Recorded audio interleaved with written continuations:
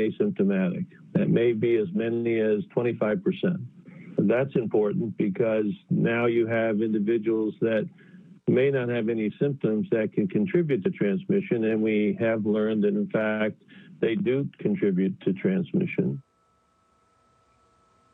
So as many as 25% of Americans may be asymptomatic carriers. And new analysis suggests that you're more likely to die of COVID-19 than a stroke or a car accident at this point in the United States. So my next guest is an infectious disease specialist who spent years at the CDC investigating outbreaks. He says that we need a couple of big things right now, including, and this was just discussed at the briefing tonight, a federally mandated nationwide lockdown. And many people agree with that, including Bill Gates, who is outlining 3 things that he says we need to do to stop the spread. Here's what Bill Gates is suggesting today. He suggests a consistent nationwide shutdown. So that lines up with what we're hearing. Massive testing and aggregating of those results so we can identify volunteers for clinical trials, and a data-based approach to developing treatments and a vaccine. So a lot of that is being done, but the 2 big issues are in question. So in recent days, Bill Gates' 2015 TED Talk has gone viral. Maybe you have seen it. A lot of people are saying that what he said in 2015 about what would happen in the United States in a pandemic was an uncanny warning 5 years ago. Watch this. If anything kills over 10 million people in the next few decades, it's most likely to be a highly infectious virus rather than a war. But we've actually invested very little in a system to stop an epidemic. We're not ready for the next epidemic. That was 5 years ago. Dr. Rishi Desai is an infectious disease specialist and chief medical officer at Osmosis. Doctor, thank you very much for being here tonight. Explain to everybody at home why you think a nationwide federally mandated shutdown is so important. Thanks for having me. So the first thing is that we know that this spreads person to person. You brought that up a few minutes ago.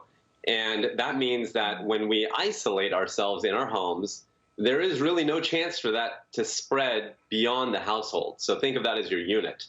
The problem right now is that it's all voluntary. You know, some states are doing it, other states are not. More and more states are doing it. But I'll tell you, I'm in Alameda County. We're the first county in the nation to do this lockdown.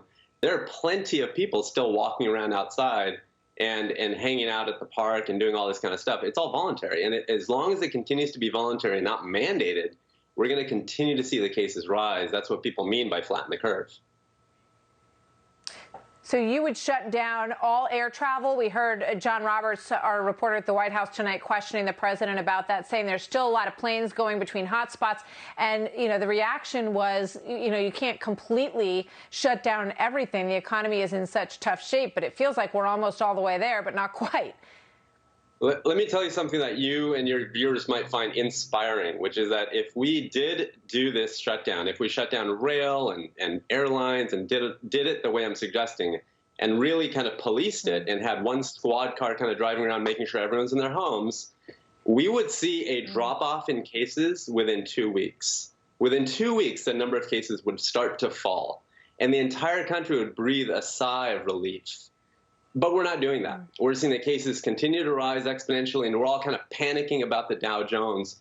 But the truth is, if we just did this for a consistent period of time, for a couple of weeks, you'd see the number of cases fall off and continue to kind of go down. And so this is a 2-week solution. We can do this, and you continue it after that. Of course, you don't want to put the pressure off the moment you've kind of started winning the fight. But we can do this, and it has to happen right away. You also recommend massive, large-scale testing. Now, what we hear every night is that there are millions of tests available, and yet we don't have that pinprick blood test that you can just sort of get, you know, at your local doctor and know in 15 minutes. But they're working on it. Yeah, they're working on it. They should have been working on it for months. So the fact is, we knew about this from the WHO when? December 31st, 2019. So last year, we knew about this. We knew coronavirus is coming. We knew it was a respiratory disease. We knew it was person to person. Why is it that it's this week that the FDA finally approved these kind of new Abbott lab testing, which, by the way, is one test at a time? It's a great test, but it's one test at a time. It's different than the labs that are doing mass testing, right? So this is a wonderful test, don't get me wrong, but it's one test per 15 minutes. That's wonderful, but it's not the same volume that you really need. This is better for kind of outpatient clinics and things like that. We needed this months ago. You look at Korea, South Korea and the US had their first official confirmed case on the same date, January 19th.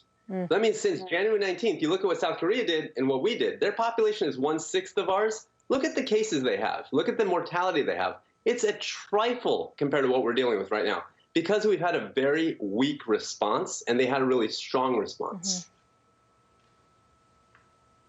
Doctor, thank you. Very interesting to talk to you, Dr. Desai. Hope you'll come back as we move through this difficult period in the country. Dr. Desai, thank you very much, sir.